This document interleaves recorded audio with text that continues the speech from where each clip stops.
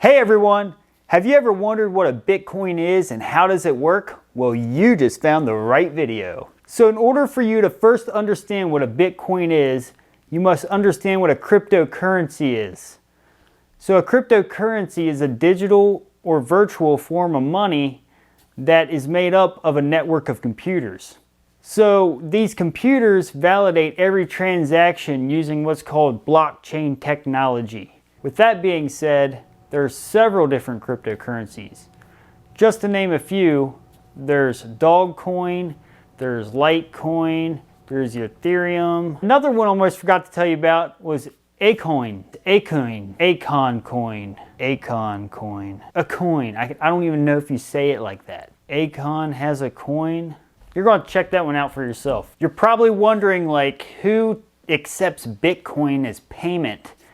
So as of right now, you can't go on Amazon right now and buy your favorite frog-shaped soap named Stefan with Bitcoin. But there are some companies out there trying to make this more mainstream, like Flexa. I think they're trying to get to where you can use Bitcoin at most big retailers. But right now, there's not too many huge retailers that accept Bitcoin in the US. I think Newegg online does, Overstock does, Microsoft actually does. I haven't spent Bitcoin, I don't own Bitcoin, I'm not a huge Bitcoin fan. But anyways, I think Microsoft does and a few other companies to say the least. So you can spend your Bitcoin on actual items, but right now it seems like more people are into it for the trading aspect. I'm sure most of y'all have seen Bitcoin somewhere online as a chart. So it was like climbing up here and then it goes down here. So it looks like a stock in that way, but it's not a stock at all. It's actually a currency, but it can be traded like any other currency too. Dude, I'm telling you, this stuff's crazy. It's like up here, then it's down there. It's just too much. I can't take it. The reason why most people like to day trade Bitcoin is because of those wild swings. See, you gotta have volatility to day trade. Trust me, I tried and I failed miserably. But anyways, I've seen a lot of people get into Bitcoin just because you can trade it as many times as you want. There's what's called the PDT rule with stocks, that you can't trade more than 3 times a week with less than $25,000 in your brokerage account, where your account gets locked for so many days. So if people have less than $25,000 and they want to get into day trading, Bitcoin and other cryptocurrencies are definitely the way to go. But I hate day trading, so I would never recommend anybody to day trade. Just how volatile is Bitcoin? Well, this time last year, Bitcoin was about $3,300, somewhere around there.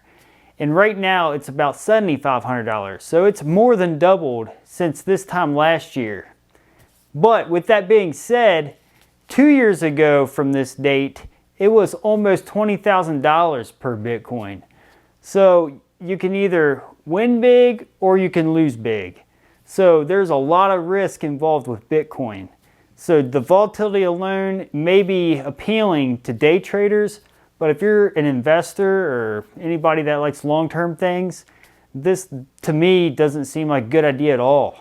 But who wouldn't want to get into Bitcoin when you have stories floating around like Eric Finman's stories that when he was 12, he took $1,000 and invested it in Bitcoin, and by the age of 18, he was a millionaire. I mean, stories like that just are all over the internet with Bitcoin, but those type of things just don't happen all the time. It's like 1 in a million chance. So that's just something you got to remember. And personally, I just think he was just super lucky. At least that's the only way I could have seen him making all that money. It was just luck. It was just luck. Okay, if you like what you've seen so far, don't forget to subscribe to this channel and like this video. All right, let's get back to it. So you may be wondering, who has $7,500 just to drop on a Bitcoin if it's $7,500 right now? So the thing is, you don't have to buy a full Bitcoin if you don't want to. Bitcoin can be fractioned down to 1/100 of a Bitcoin, also known as a Satoshi. Yes, a Satoshi, which You'll understand why it's called that later on in this video. So as I mentioned earlier, Bitcoin is a digital virtual currency, but it does have physical coins you can use. So much like the dollar or euro or peso that you can actually hand somebody and spend it, Bitcoin has what's called cassatius, which I may have butchered those names. So what they look like little golden bronze coins that have a hologram that's covering up what's called a private key that will let you know if the Bitcoin has been used before. So you just take that and that's how you redeem the Bitcoin. So Bitcoin, much like the dollar today, isn't backed by anything at all. It's really just a supply and demand thing. So there's only a finite number of Bitcoins that can be mined or discovered. And that number is 21 million.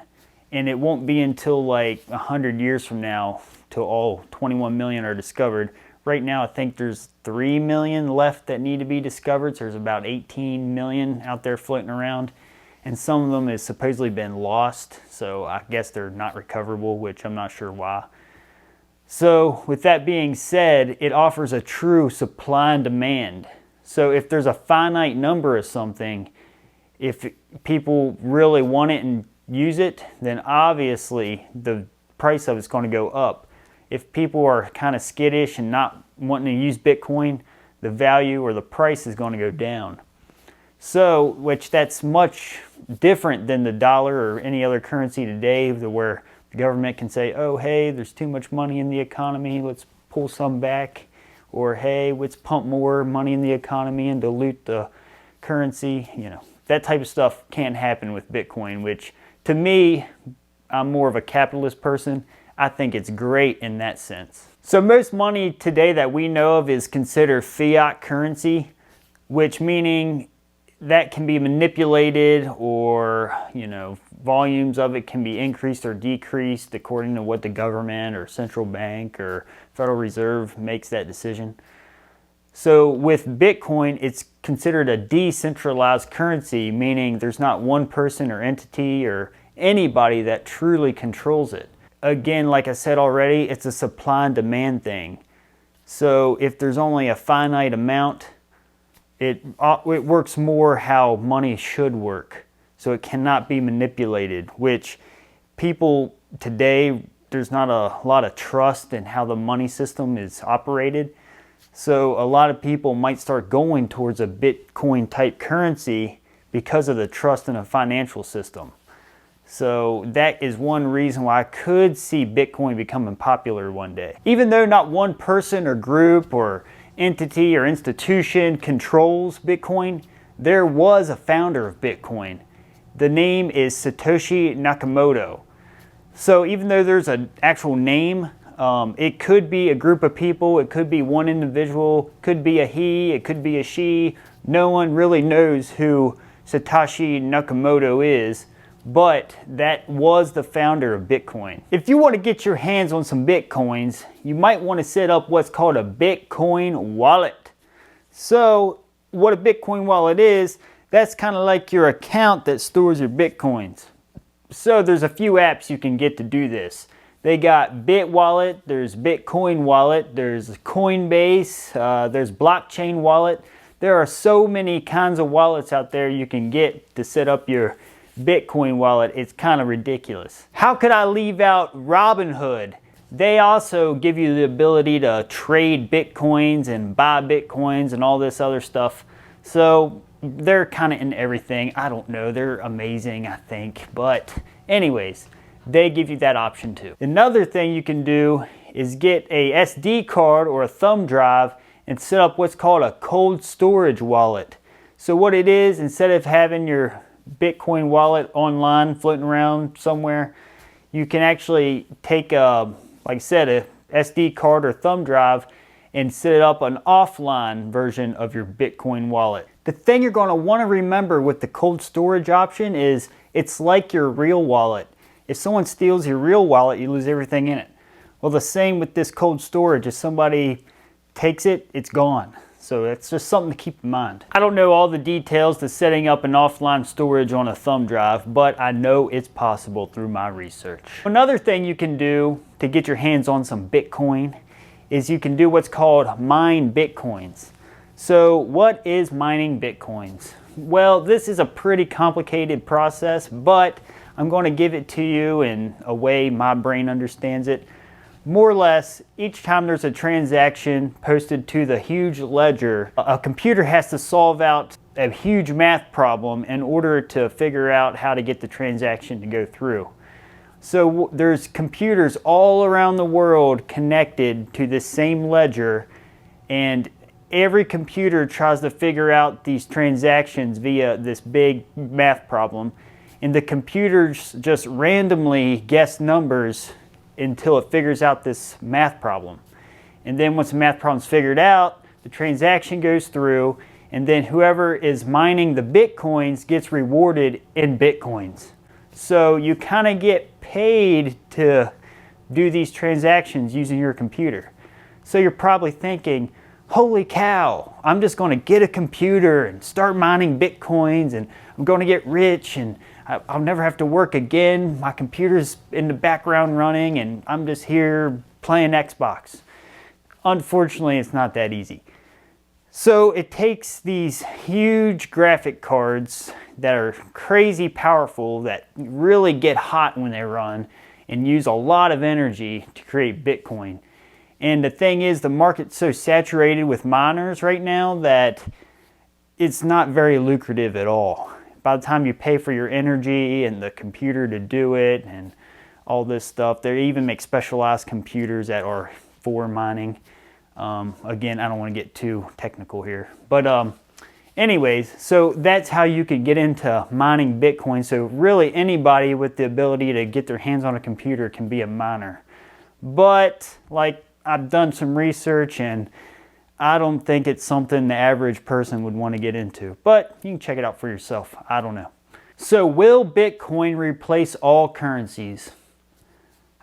This is all my opinion, and the truth is no one knows.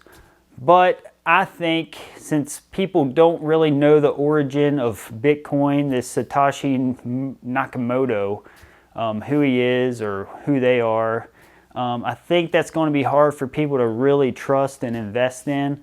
I think that's going to be one reason it probably won't be mainstream. And the second reason I can see there being a problem is the government. I can't imagine them letting people drift away from mainstream currency that can be controlled and manipulated by the government. I can't see them letting it happen either. And another thing too, that is a pro that you can think about, a lot of people that don't trust the financial system would be a big advocate of the Bitcoin for obvious reasons, because it's decentralized. But I don't know. I don't know if it ever come to life. I don't know. But right now it seems to be the most people into it are the day trading type people, or people that's just wanting to throw a few $1,000s into something and hopefully it explodes, which obviously that could happen too. No one knows. So if you liked what you've seen, again, go ahead and subscribe to this channel. And I want to say, at the end of the day, none of this is really that important. It's not really money we're after. It's what money provides, which is freedom and how it can support our family. All right, I'll see you next time.